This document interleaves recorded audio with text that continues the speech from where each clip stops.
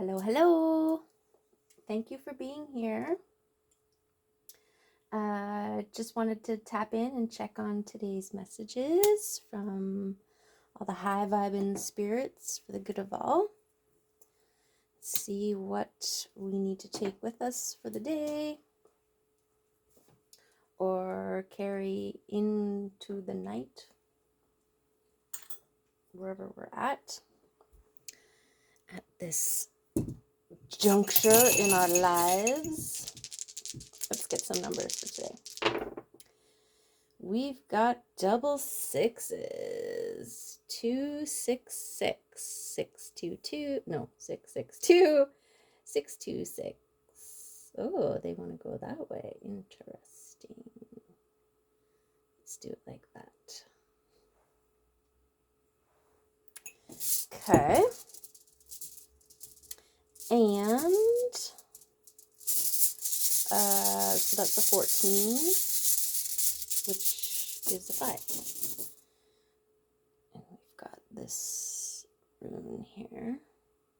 Let's tuck right in there. Okay, what is it? What does this rune? This rune is the rune of necessity. Needs, friction, and shadow. It's Nothiz or no Nothiz. Excuse me, sorry.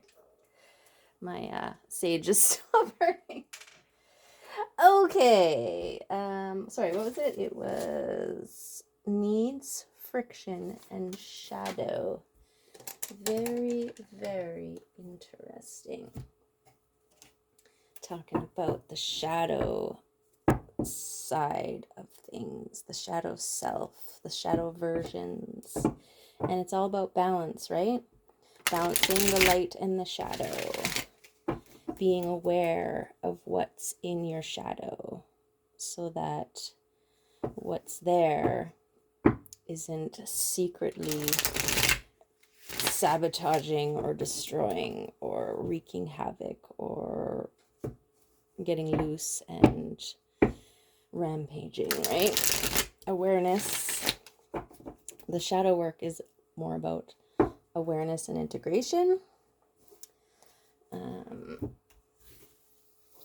So there's that. Ace of Pentacles, Queen of Pentacles, Nine of Wands, Ace of Wands, 10 of Wands, and the Fool. And the Two of Swords. So yeah, the Two of Swords, see the balance. It's those aspects, the shadow and the light, right? The thinking mind and the emotional body, the thought balanced with the action, the light balancing with the dark. Did I say that already? So we've got this Ace of Pentacles, which is wish coming true, wish fulfillment, right? And the Queen of Pentacles, which is very much in her energy because, and in her balance, right? She's got, growth, harvest, abundance all around her, right? The roses and the wheat. And here I feel like she is conspiring with the quantum realm. That's what I get from that. Under the full moon here with all her like calculations in the sky. She's very deep in thought. And things are just blooming around her, right? In abundance. So there's also a vibe of like waiting without waiting, right? She's sitting here in her nest. It's like waiting without waiting. It's being. There you go. And this is the work that she's done with the Nine of Wands, the introspection, the connecting with the third eye and the higher soul chakra, your higher self, right? The seeds that have been planted and watching as they come into fruition. And this is one of those. This is the wish that's being granted. That wish that you wished upon a star. It's now just within your grasp, right? And this Ace of Wands, especially being underneath, it might be a signal to take action. Wands are about swift moving action, right? Except I guess for the Nine of Wands, the action is the growth period that's now visible. And then this Ten of Wands, and this one is making me think of the discernment that we were talking about between, and the balancing between light and dark, and your thinking and your doing. So, so this is these two, right? Your action, you're taking action, but it has to be inspired action, right? That's why it's the Ace of Wands, and it's the spark, like a match that's just been lit, and all the sparks are coming off as like potential. And here is, you're sorting out your thoughts, right? You got all your thinking, what's this, what's that, shadow, virgins, integrated, I want to do this, I want to do that, what can I actually do right now, what actions can I take? And this Fool right here is ultimately whatever action you do take it with joy. Always, always take it with joy. Joy has been a definite movement maker, in these readings the last week or so. Joy. Always lead from a place of joy. Find joy. Seek out joy. Inspire joy. Sorry, I just remembered I had coffee. Okay. So we go back to necessity, needs, friction, and shadow from this rune here. So your needs, friction, and shadow, right? Your friction is how you get a flame started, right? When you're striking that match, when you come against resistance or the friction, that's what creates the spark, which starts the flame, right? And the integrating of the shadow, which again is part of the work that you've done. If this is her shadow, right? This is her mind garden, the seeds that have been planted, the things that have been pulled that no longer serve to allow the other things to flourish. And by things, I mean aspects of self. Because when you're dealing with the shadow self, you're on the internal realms, right? And so there's that balance between your inner realms and your outer realms, doing the inner work and then remembering to take the time to enjoy the harvest, right? And yeah, and that's all a necessary part of the process, the balancing. It's a continuum. It's not just a destination that you arrive at. It's a state of being that you maintain.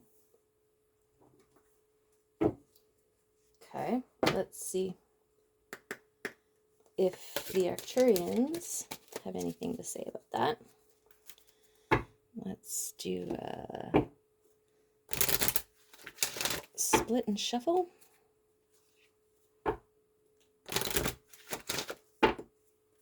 And there it is.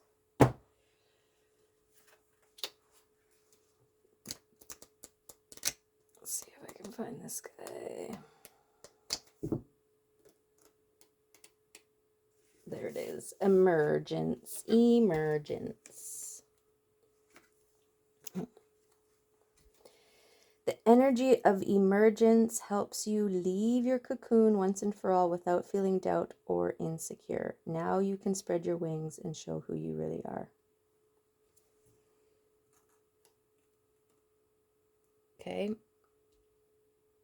Lead through joy and inspired action. Abraham Hicks talks about you can, move your vacuum cleaner around your house and cover all the surfaces for days, but it's actually not going to do anything unless you make sure that it's plugged in. And so making sure that you are plugged in before you do any action is important.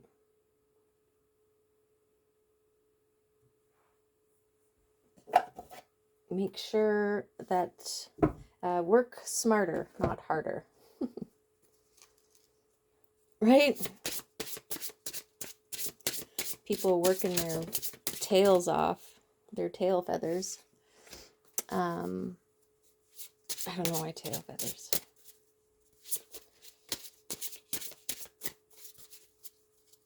You gotta find your own groove. The tail feathers made me think of this Dr. Seuss. It's actually supposed to be Seuss. Rhymes with voice. Anyways, he wrote a story about, anyway, I forget, it's like Gertrude or something. She's a bird, and she wanted her tail feathers to be as beautiful as this other person's tail feathers. Gertrude McTruder. Oh, what is that story now? And why is it coming up? I think the premise of the story is to never mind what other people are doing or how other people are presenting. Just focus on you and your own. So there's that message. And I'm going to take this one. Just do 2 of these ones today. Yarrow and Hellebore.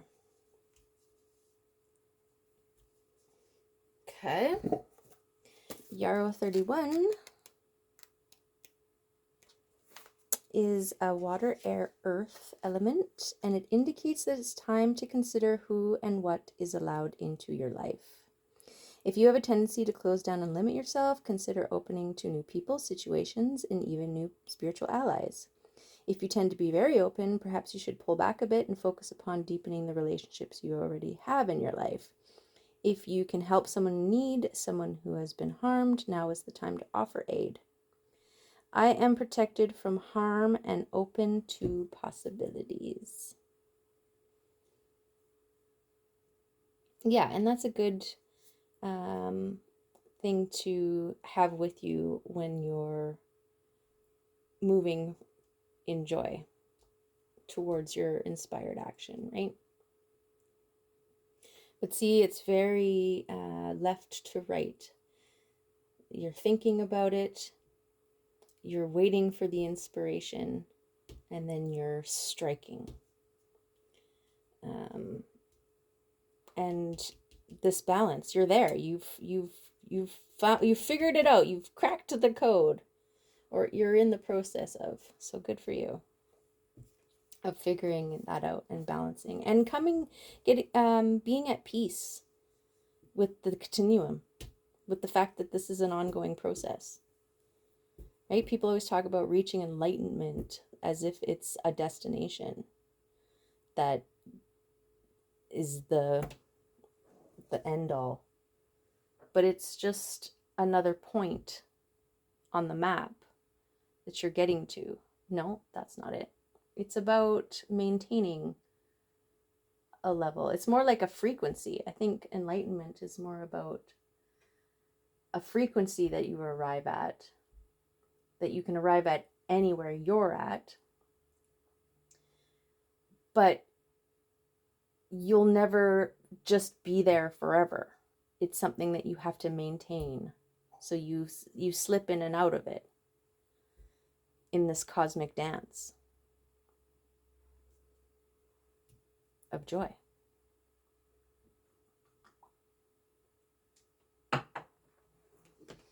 Okay, 10 hellebore. I feel like she was just out not too long ago. Water element. Hellebore is found in a reading when you need alone time, to be unseen and unheard, to reflect upon your own life and your own path. The spirit is gazing off in her own direction, unconcerned about us doing her own work, and Hellebore teaches us how to do the same. We might need to set the boundary of our alone time more aggressively, as others could impede and pressure us to support their needs. When we are alone and unseen, we will bloom. I am silent and still to hear the voice of the goddess. Okay, so between these two cards about either if you're too social, you need to cut back, or if you're not social enough, you need to go out more. And then this needing to go in. Also, with this 9 of Wands here, of the balancing of your internal realms, your emotional and your shadow self. Yeah, make sure you're taking the time for that. And it doesn't have to be all work. It can also be play. But it's important that the focus be about you. And I as a recovering people pleaser, it's really hard to keep the focus on you when others are around. Because literally the conditioning of people pleasers is to put everybody before you. So I know for me, in order to break that cycle, in order to declare myself as a recovering people pleaser, I had to pull away from everyone and redevelop a baseline,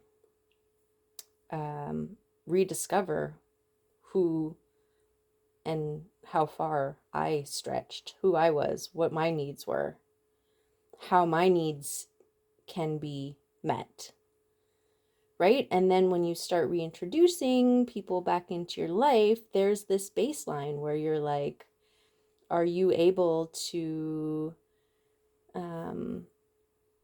follow through with what you say? If you say you're going to do a thing, will you do this?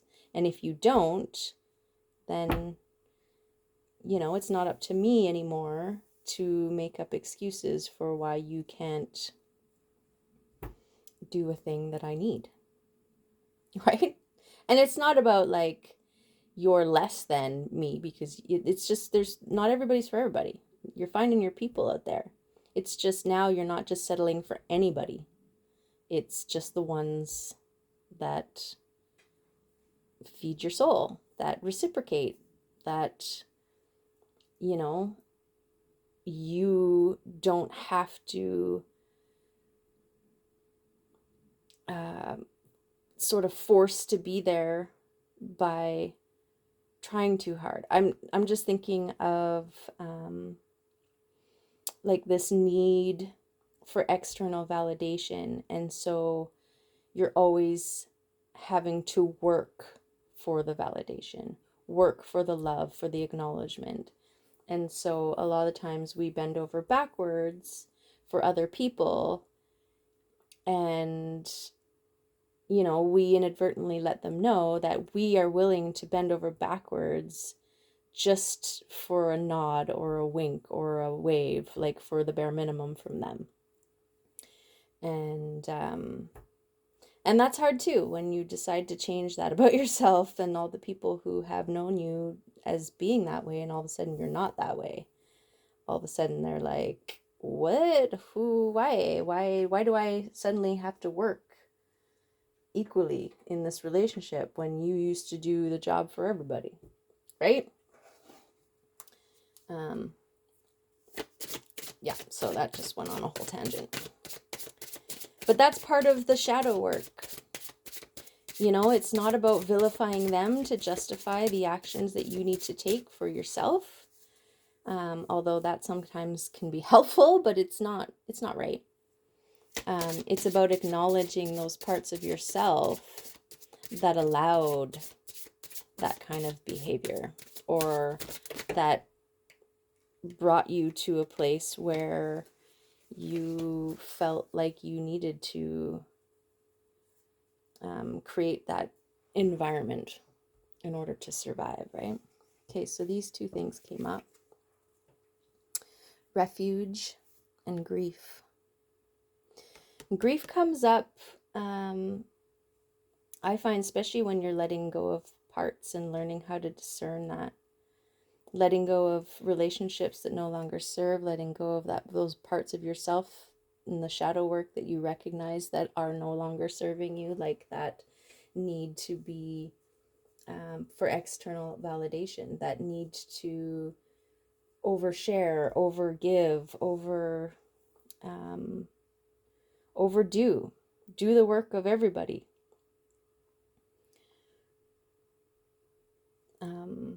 That's a hard version of yourself to look at, right? That's you taking responsibility for your life. It's not everybody else's fault. It's what you allow. And I know there are limits to that. There are levels of coercion and oppression and abuse from others that, you don't have very much control over.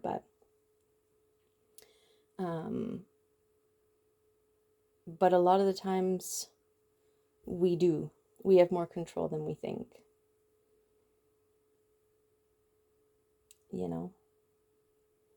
So that's what I want to say about that. Grief and refuge. I'm going to read refuge first because I just saw it. Wild one. The path of the wild is not an easy path. It requires much dedication to yourself, and out of that place, a devotion to the world around you. In those times of distress, know this, wild one. There is a place of refuge, a place to go when the road gets difficult, a place to go and experience recovery from hard times and bumpy spots. Know that the wild will carry you home, as you are resourceful one who knows their insides even when you think you don't. Take refuge in the untamed, the place where creation is born and the divine speaks of the dedication to you and your journey. Take refuge in the emptiness the wild provides you so that you know where to go. Take refuge in the sacred of all sacred, releasing your burdens, and take refuge in the energy always available to you from the universe, always. When you need to, wild one, take the permission to rest, and rest your head in the womb of yourself, knowing you are carried by forces far greater than you could ever imagine. Yeah, I mean, the refuge is really speaking to these cards about taking the time, pulling away, and doing the work, right?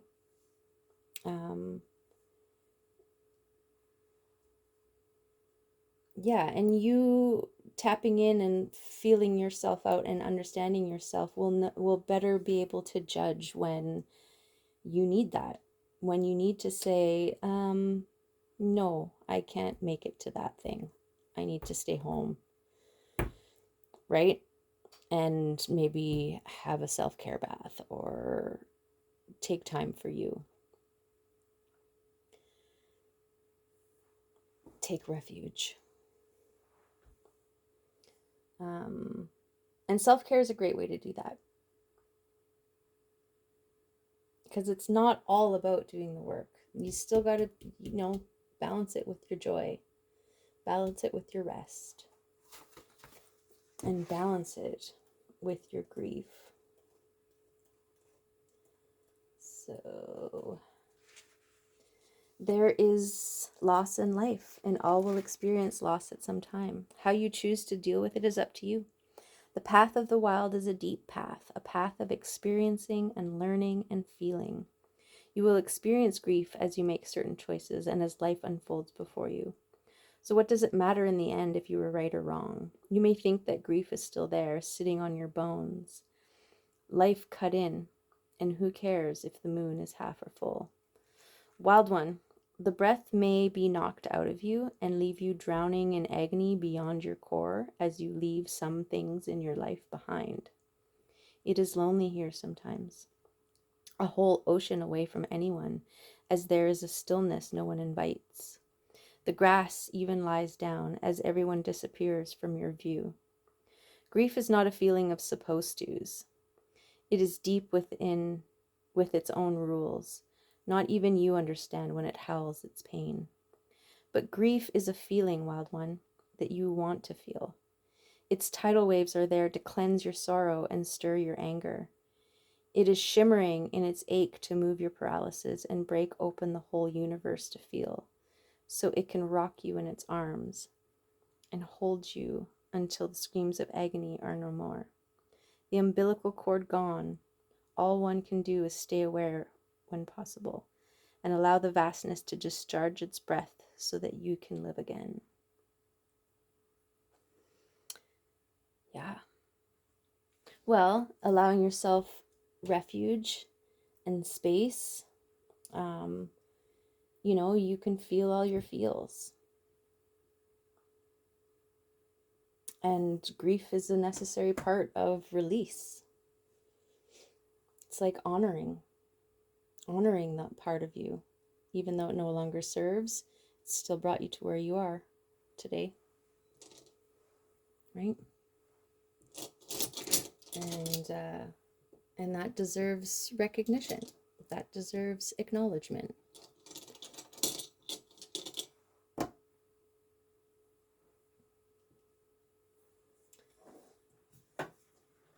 Okay. Let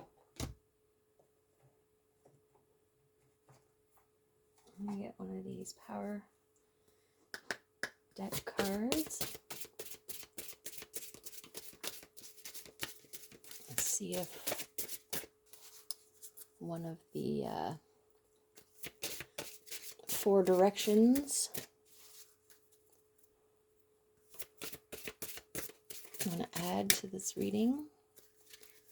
Just gonna not look and take that card. Ooh, seen this one before. Creativity.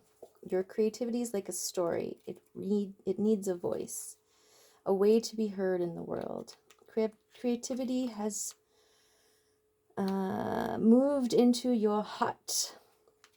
Creativity is part of your future life. People think that creativity is like stories, that it is outside of them, like truth or power. But it inhibits you like your own life force, and it animates your being. Creativity is within the crystal palace of your mind. You are about to go on a long journey. It is called your life. You will learn to heal the evil forces of darkness. You will learn to heal. Yep, you are a warrior in the fight against ignorance. The dark sorcerers in life are created within each of us when we live a life of unexpressed creativity, when we live someone else's truth and not our own. Define your own creativity and live that creativity in the world. Yeah. Through joy and inspired action. The painting is entitled The Crystal Palace. The pagoda is a symbol for the creative self. It is open to allow for the openness of mind. If the pagoda were your physical body, the crystal would symbolize your spine, the conduit for your energy. The crane is a guardian of happiness and longevity on your pathway to eternal creativity. The snowy mountains symbolize the higher states of consciousness required for true creativity.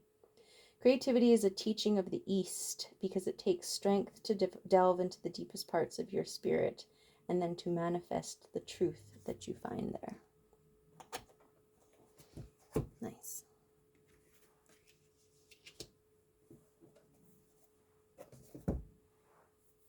Okay. Let's see if Kuan Yin wants to... Dwelling place. Where does your mind most often dwell? Upon my grace or upon a problem? Choose me as the dwelling place for your mind, and your soul shall find rest within the temple of my heart. Refuge.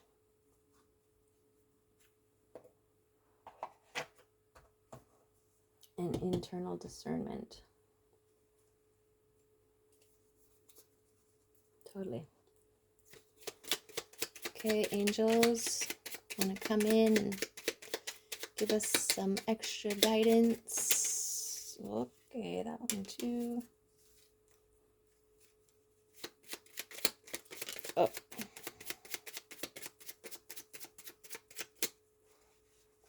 Okay. Okay, angels, open your heart and share. In the maze of life, call for God. He will guide you and be as light as the angels. Peace begins in your own heart. Look at that. Open your heart and share, and peace begins in your own heart. And what's this one? Emergence. Work is a springboard for the development of consciousness.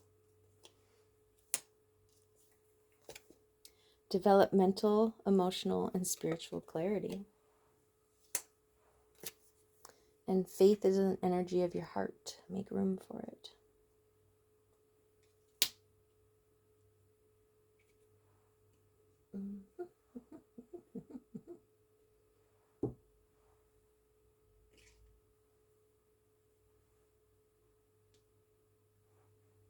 Okay.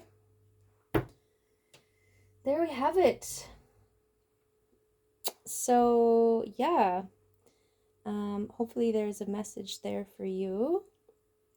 Shadow work, balance, joyful, inspired action, wishes on their way to you because you have done the work. And you're finding balance between your thinking and your action, your internal and your external. You're doing the work and also remembering to enjoy the fruits of your labor. And always, always tap into your heart. Lead from the heart. Check in with your heart. That's where you find refuge and can allow for all the big emotions like grief.